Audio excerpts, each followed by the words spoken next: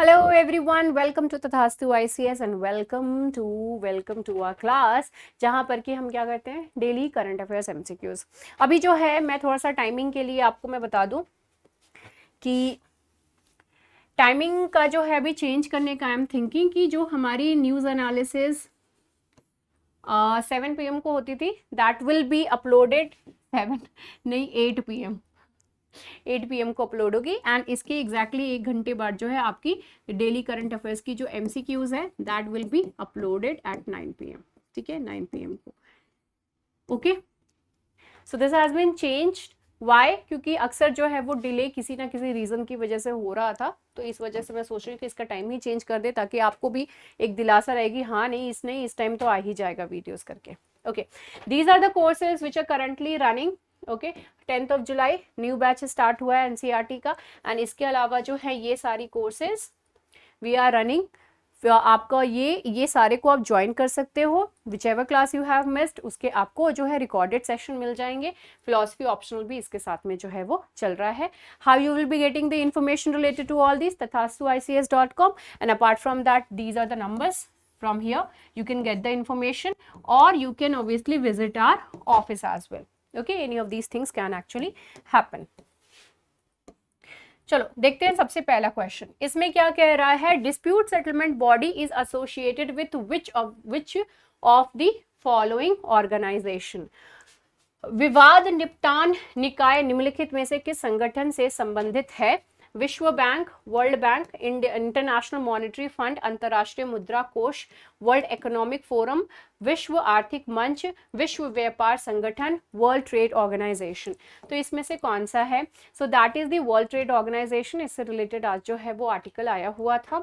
So the General Council of WTO, this is the one who convenes as the dispute settlement body to deal with the trade disputes between the WTO members। WTO members के बीच में अगर कोई जो है deal से related मतलब उनके बीच में किसी तरह कोई जो भी WTO के मेंबर्स है ना, ट्रेड वाले ही हैं, मतलब ट्रेड करना है, हर एक कंट्री को करना है, खैर तो उनका जो भी डिस्प्यूट होता है उसको रिजॉल्व करता है। जनरल काउंसिल है WTO का, वो रिजॉल्व करते हैं। ठीक है, यहाँ पे ये हो गया आपका। Next is consider the following statements. Hampi city is the first UNESCO's world heritage site in India. दूसरा है it is situated on the river Pennar. तीसरा है Virupaksha temple and Hazara Rama temple are famous temples in Hampi. आपको बताना है कि इसमें से कितने स्टेटमेंट्स आर करेक्ट। निम्नलिखित कथन पर विचार करें। हम्पी शहर भारत का पहला यूनेस्को विश्व धरोहर स्थल है। यह पेन्नार नदी पर स्थित है। विरूपक्ष मंदिर और हजारा राम मंदिर हम्पी में प्रसिद्ध मंदिर हैं।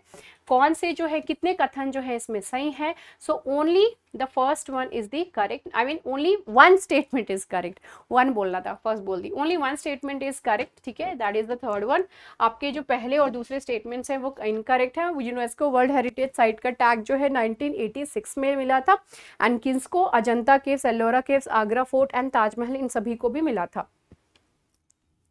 हम्पी तुंगभद्रा रिवर जो है उसके पास सिचुएटेड है। ओके, तुंगभद्रा रिवर जो है उसके पास ये यहाँ पे सिचुएटेड है।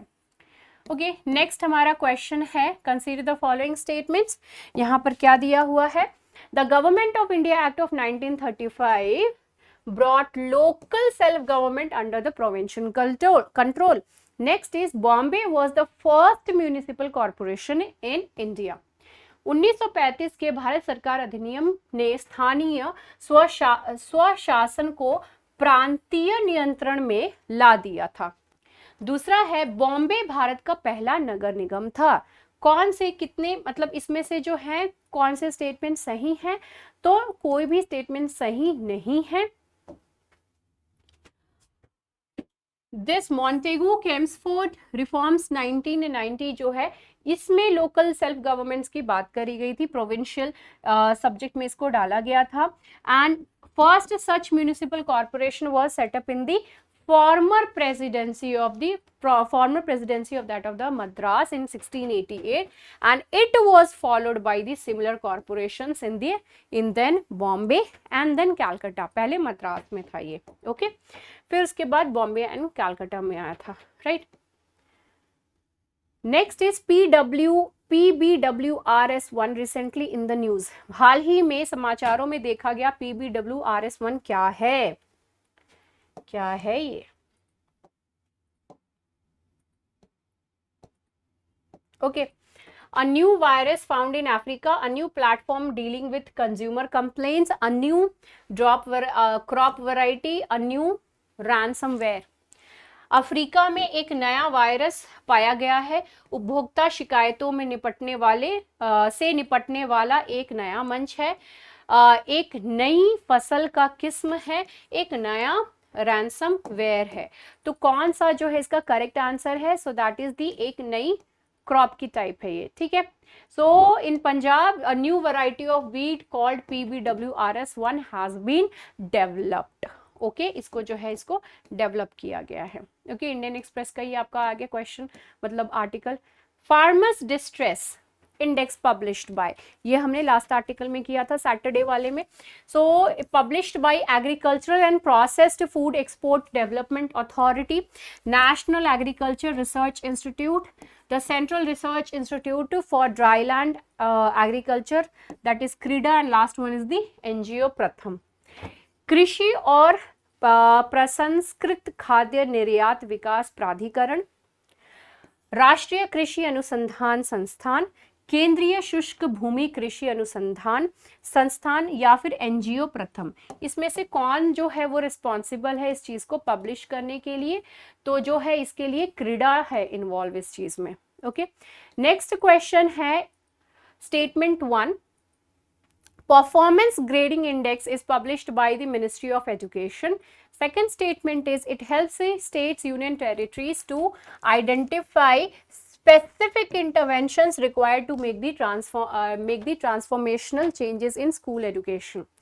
कथन एक कह रहा है प्रदर्शन के ग्रेडिंग सूचकांक शिक्षा मंत्रालय द्वारा प्रकाशित किया जाता है। दूसरा है यह राज्यों या केंद्र शासित प्रदेशों को स्कूली शिक्षा में परिवर्तन करने के लिए आवश्यक विशिष्ट हस्तक्षेपों की पहचान करने में मदद करता है। आपको बताना है इसमें से क्या सही है ऑप्शंस में से, ठीक है। तो ये पहला वाला स्टेटमेंट जो है, पहला ऑप्शन सही है क्योंकि दोनों ही कथन सही है, एंड सेकंड स्टेटमेंट जो है वो फर्स्ट स्टेटमेंट का करेक्ट एक्सप्लेनेशन है, ये भी हमने कवर करके रखा हुआ है। Next question is related to the patent act of 1970, मतलब पेटेंट एक्ट है यहाँ पे। In India plant varieties,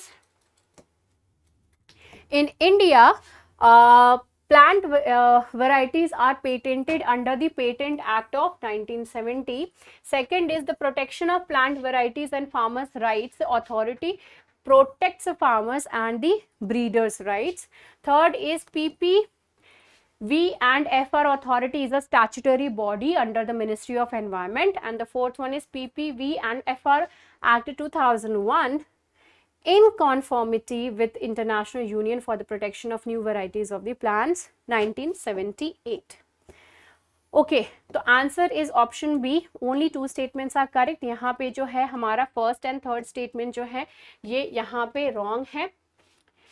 it is patented under the PPV and FR Act. Patent Act 1907 deals with the other kind of patents, not with the plant varieties. Okay, third statement यहाँ पे गलत है। यहाँ पे ये जो authority है, it is it is actually a statutory body under the Ministry of Agriculture and the Farmers Welfare. Next question है अपना, ये आर्टिकल है यहाँ पे, ठीक है। Next question is how is affirmative action in India different from that of the USA? Bharat में सकारात्मक कार्रवाई संयुक्त राज्य अमेरिका से किस प्रकार भिन्न है? पहला स्टेटमेंट है affirmative action in India provides a quota while affirmative action in USA does not provide a quota. Second is the target groups in both countries are the same. affirmative actions मैंने बहुत ही अच्छे से पहले explain कर दिया, तो you people must be able to answer this question.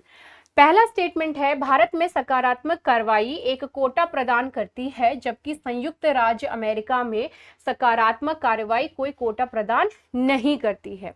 दूसरा है दोनों देशों में लक्ष्य समूह समान हैं। ओके, सो यहाँ पे जो है आपका आंसर एक है, only first statement is correct, second statement is wrong. Targeted groups की जब यहाँ पे बात आ रही है, इंडिया में टारगेटेड ग्रुप्स एससीज एसटीज हैं, जो कि वहाँ पे ऐसा कुछ भी नहीं है, ओबीसीज हैं एंड ईडब्ल्यूएस पीपल हैं। ओके, अफर्मेटिव एक्शंस के लिए, इनके उत्थान के लिए काम करती है सरकार, राइट, एंड रिजर्वेशंस देते हैं। Striking a blow against affirmative action in America, the Hindu का this was actually covered, right. Next आता है question, which of the following statement is incorrect. Last time एक बच्चे ने क्वेश्चन कमेंट में लिखा हुआ था, मैम ये कैसे करेक्ट इनकरेक्ट, भैया क्वेश्चन ध्यान से पढ़ो, इनकरेक्ट बोला है। ओके, सो पहला statement it is saying that first statement is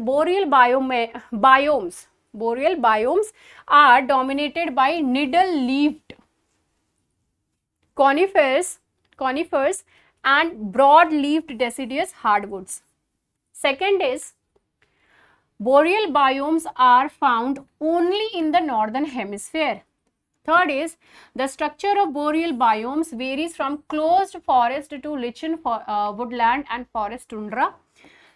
Last one is tree species like acacia, cactus, Joshua tree and Laria tridentata etc. are generally found in boreal biomes. यहाँ पे जो है स्टेटमेंट्स बताने हैं आपको कि कौन से इसमें से कौन सा जो है वो बेसिकली इनकरेक्ट है। इसके लिए आपको जो है बहुत अच्छा नॉलेज होना चाहिए ज्योग्राफी में। लास्ट वाला जो है वो गलत है। Tree species acacia, cactus, Joshua tree and Larrea tridentata etcetera generally found in the desert and semi arid biomes. Obviously बात है भाई, कॉमन सेंस वाला क्वेश्चन था ये वाला। Okay, now the last question. Okay, global crisis response group is a group set up by the World Bank. Okay, next is managing financial crisis in various countries is one of the main objectives of this particular group, and the last one is India is a member of this group. Okay, पहला है global crisis response group, विश्व bank द्वारा स्थापित किया गया एक समूह है। दूसरा है विभिन्न देशों में वित्तीय संकट का प्रबंधन करना, इस समूह का एक मुख्य उद्देश्य है। तीसरा है भारत इस समूह का सदस्य है। इसमें से कौन से स्टेटमेंट्स जो हैं वो सही हैं? तो यहाँ पे only second and third, first one is incorrect. Global crisis response group this was basically set up by the UN Secretary General in March 2022. Okay, so this was it related to our MCQs. I hope आप सभी को जो है काफी valuable questions मिले होंगे, right? And this must have been really very helpful, quite helpful for all of you. So see you in the next video. Bye bye, take care and have a great time. Good night.